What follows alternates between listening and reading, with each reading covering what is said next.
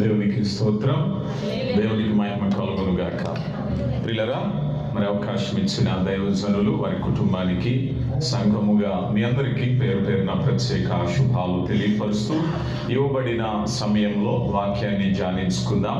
మత్తయి సువార్త 1వ అధ్యాయము 18 నుంచి ఇలా వ్రాయబడి ఉంది. ఎవరైనా చదవగలిగిన వారు చదవండి. మత్తయి సువార్త 1వ అధ్యాయము 18 నుంచి. యేసుక్రీస్తు జనన విధం ఎట్లనగా, ఆయన తల్లి అయిన మరియ యోసేపునకు ప్రదానము చేయబడిన తరువాత వరేకము కాకమునుపు ఆమె ఉండెను. ఆమె భర్త అయిన యోసేపు 21వ వచనంలోకి వచ్చేద్దాం.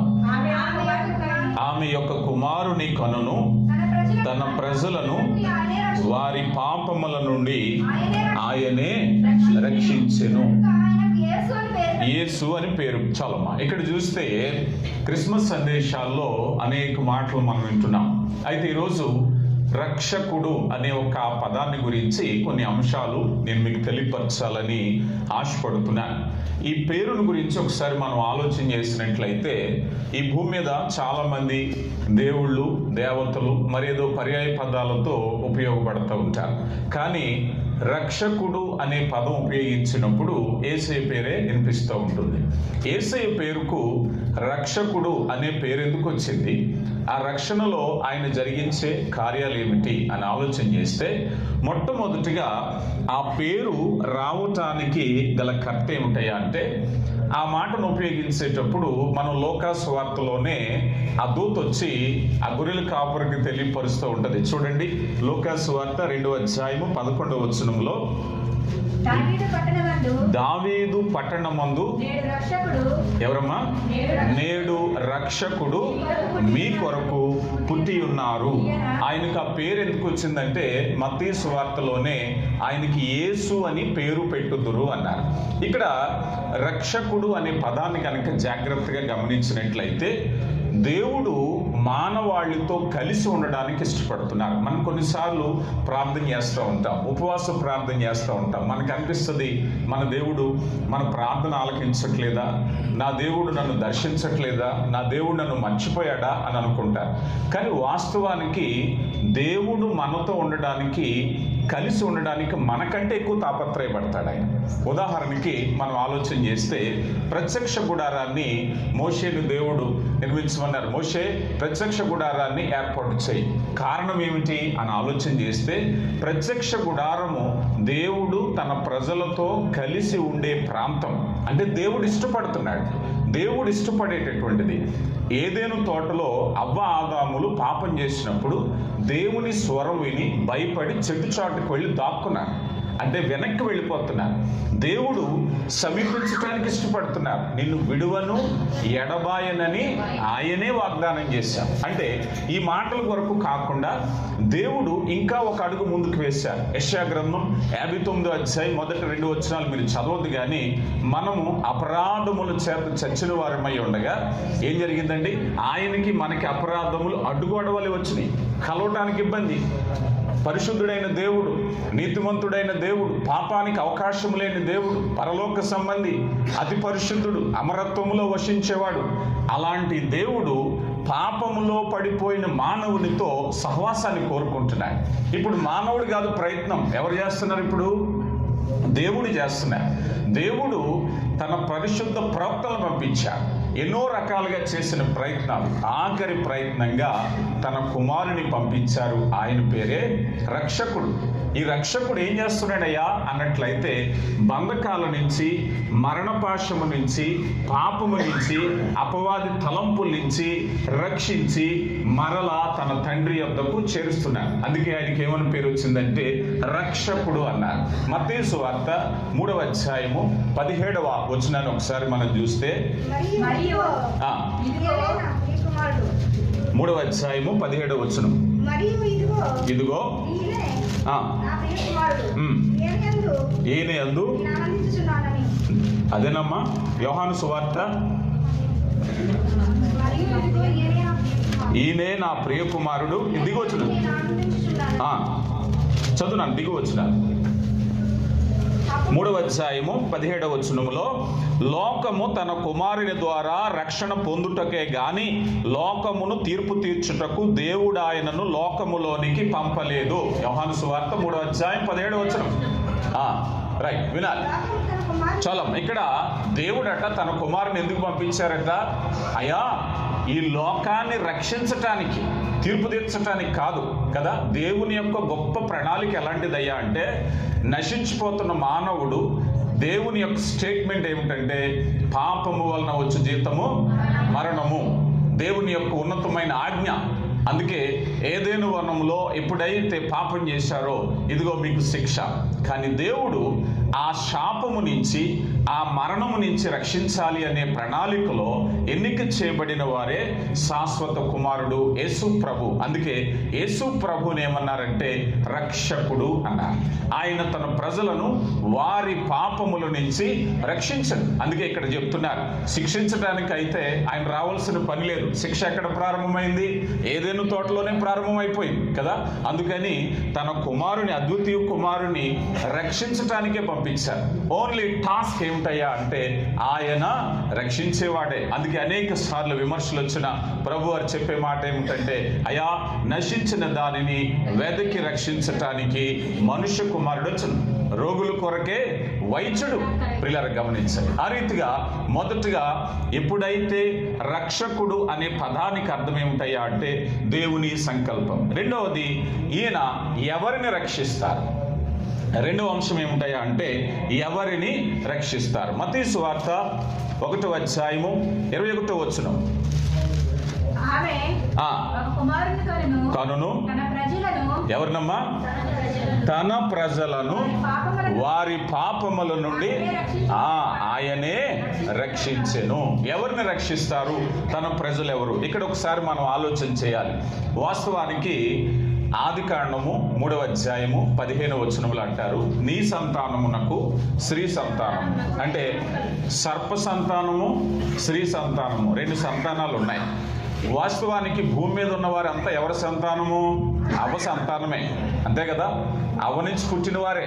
కానీ మరి సర్ప సంతానం ఎక్కడి నుంచి వచ్చారు అని ఆలోచన చేస్తే, స్వభావంలో జరిగే మార్పు, స్వభావం ఎప్పుడైతే మారుతుందో, ఎవరైతే అవిధేయులుగా ఉన్నారో, ఎవరైతే తిరుగుబాటుదారులుగా ఉన్నారో, ఎవరైతే పాపములో ఉన్నారో వారు సర్ప సంతానం.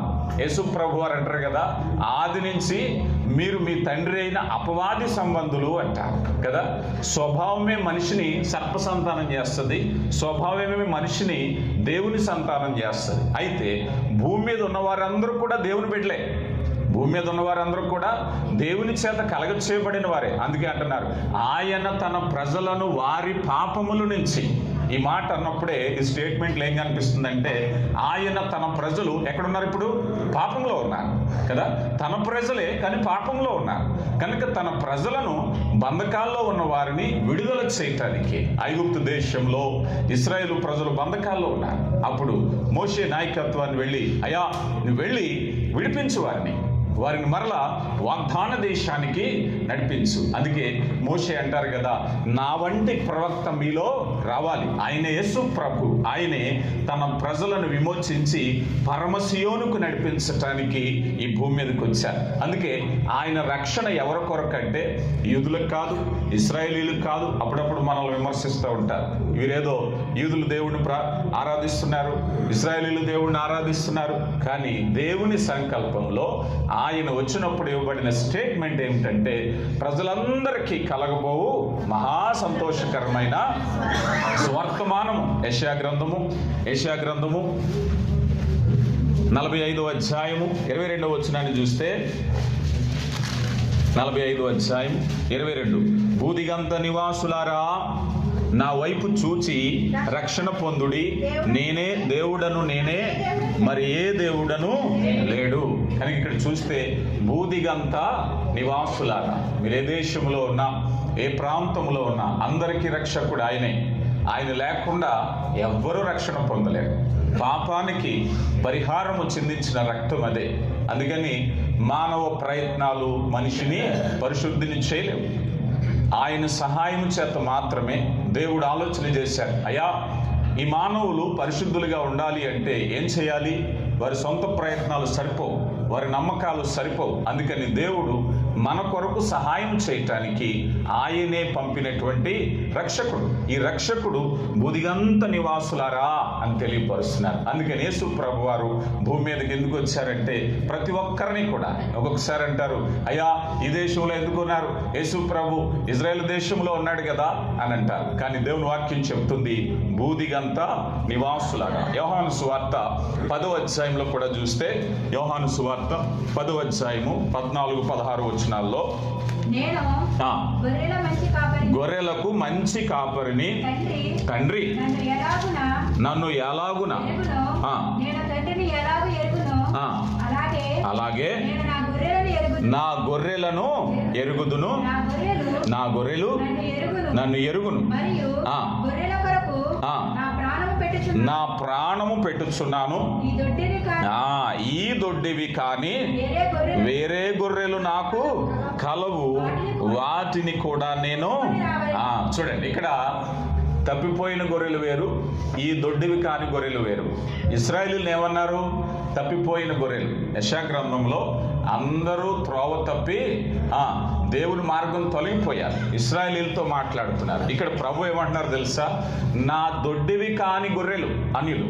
ఈరోజు యేసు ప్రభు వారు భూమి మీదకి వచ్చినప్పుడు అందరినీ, బూదిగంత నివాసులు అందరి కొరకు ప్రాణం పెట్టడానికి వచ్చారు. ఆయన రక్షకుడే ఎవరిని రక్షిస్తారు అని అన్నట్లయితే సమస్త మానవాళిని రక్షించటానికి. అందుకే గలతీ పత్రికలో యూదుడని, గ్రీసు దేశస్థుడని, స్త్రీ అని, పురుషుడని, యజమానుడని, దాసుడని వ్యత్యాసం లేదు, క్రీస్తునందు అందరూ సమానమే. కనుక దేవుడు తన యొక్క మహాకృపను బట్టి బంధకాలు తొలగిపోవాలి, జాతి మత కుల ద్వేషాలు తొలగిపోవాలి. ఇది దేవుని యొక్క కుటుంబం. భూమి మీద ఒకే ఒక కుటుంబం ఉంది, అది దేవుని కుటుంబం. స్వభావాన్ని బట్టి ఒకవేళ మనిషి దారి తప్పిపోతుంటే, త్రోవ తప్పిపోతుంటే, యేసు ప్రభు వారు వచ్చి అంటున్నారు, నేనే మార్గాన్ని. ఇదిగో మార్గం తొలగిపోయిన వారికి మార్గం చూపించి రక్షకుడు ఆయన.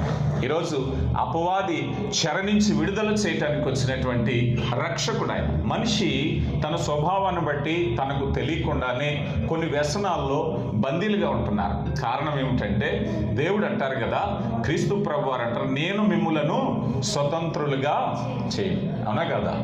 మనం నిజంగా స్వతంత్రంగా ఉన్నామా? ఆలోచన చేయండి. ఒకసారి మనం ఆలోచన చేస్తే కొన్నిసార్లు మనకి తెలియకుండానే కొన్ని ఎడిక్షన్స్ ఉంటాయి మనకి. ఈ ఎడిక్షన్ ఎప్పుడైతే మనలోకి వచ్చిందో, అది ఒకవేళ ఏ విధమైన ఎడిక్షన్ అయినా, మేబీ అది మత్తు కావచ్చు. చాలామంది ఈ ఎడిక్షన్, వ్యసనం అంటే ఏవో పెద్ద జోదము లేకపోతే మత్తు, డ్రగ్స్ అనుకుంటారు. ఇవి కానిటువంటి కొన్ని ఉంటాయి. కొంతమంది తెలియకుండానే చిన్నతనంలో మొబైల్కి ఎడిక్ట్ అయిపోతారు, కొంతమంది స్నేహాలకు ఎడిక్ట్ అయిపోతారు. దీని పర్యవసానం ఏమిటంటే నిన్ను ఎవరో నియంత్రిస్తున్నారు, నిన్ను ఎవరో నియంత్రిస్తున్నారు. మీకు ఒక చక్కని ఉదాహరణ చెప్తాను.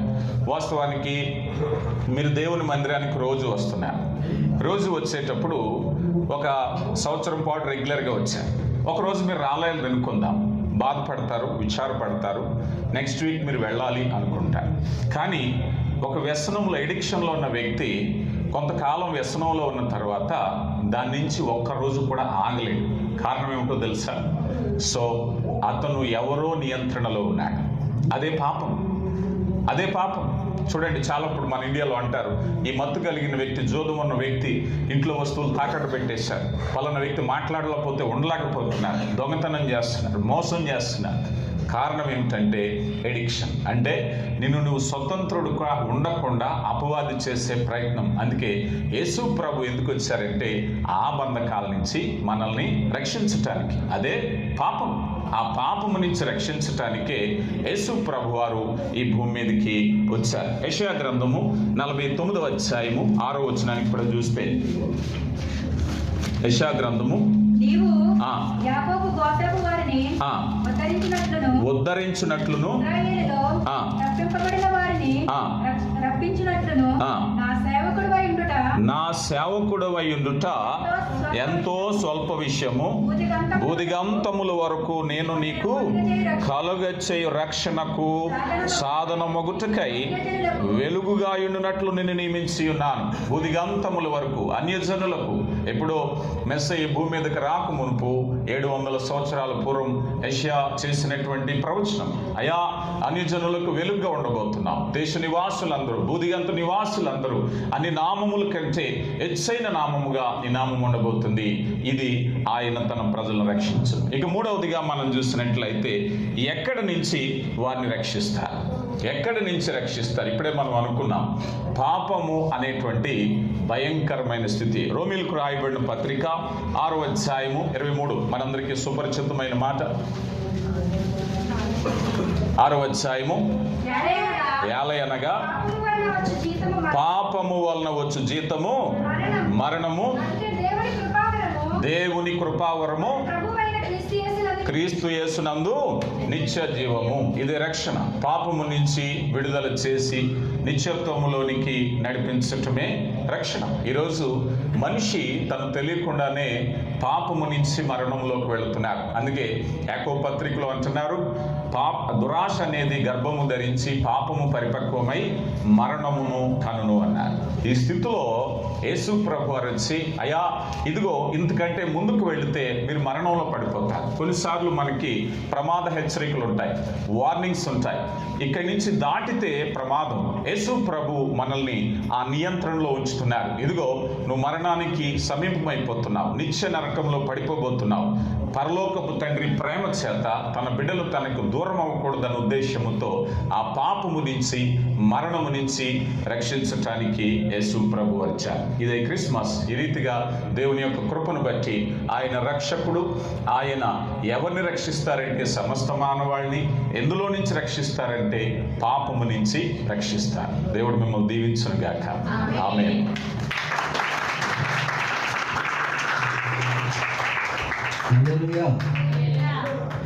తక్కువ సమయంలో అద్భుతమైన వర్తమానం అందించిన